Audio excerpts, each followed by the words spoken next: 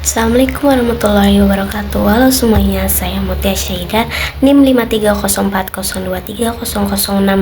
Pada kesempatan kali ini saya akan membahas salah satu fenomena menarik dalam bidang sosiolinguistik, yaitu diglosia.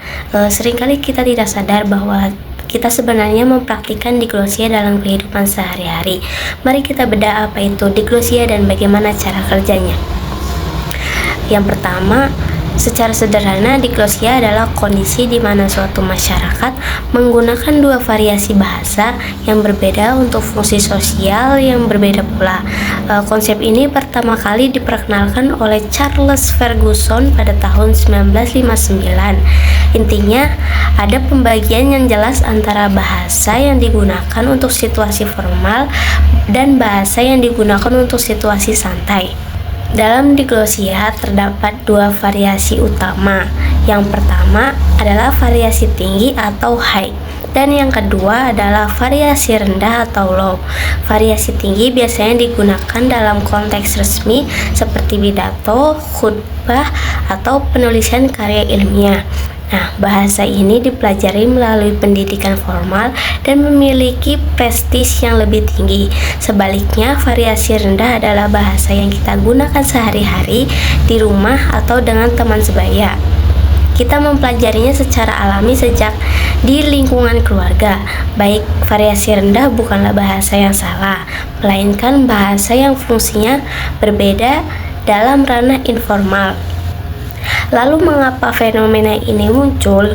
Hal ini biasanya didorong oleh faktor sejarah, struktur sosial masyarakat, hingga kebutuhan praktis. Masyarakat membutuhkan standar bahasa yang stabil, urusan kenegaraan atau pendidikan, namun di saat yang sama mereka tetap membutuhkan bahasa yang lebih ekspresif dan akrab untuk berkomunikasi dengan orang-orang terdekat. Contoh klasik yang paling dibahas adalah bahasa Arab, di mana terdapat bahasa Arab standar untuk urusan formal dan berbagai dialek daerah untuk percakapan sehari-hari di Indonesia sendiri. Kita juga mengalami ini. Kita menggunakan bahasa Indonesia baku sebagai variasi tinggi untuk kuliah atau rapat, lalu beralih ke bahasa daerah atau bahasa gaul seperti variasi rendah saat bercanda dengan teman-teman di kantin. Penting untuk diketahui bahwa konsep ini kemudian dikembangkan oleh Joshua Firmans.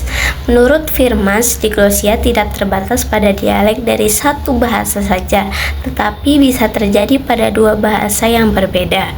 Misalnya, penggunaan bahasa asing untuk urusan bisnis, sementara bahasa ibu digunakan untuk hubungan keluarga. Sebagai kesimpulan, diglosia adalah mekanisme masyarakat dalam mengatur bahasa agar sesuai dengan konteks sosialnya. Memahami diglosia menyadarkan kita bahwa tidak ada variasi bahasa yang lebih superior, semuanya memiliki tempat dan fungsinya masing-masing. Sekian presentasi saya, terima kasih. Wassalamualaikum warahmatullahi wabarakatuh.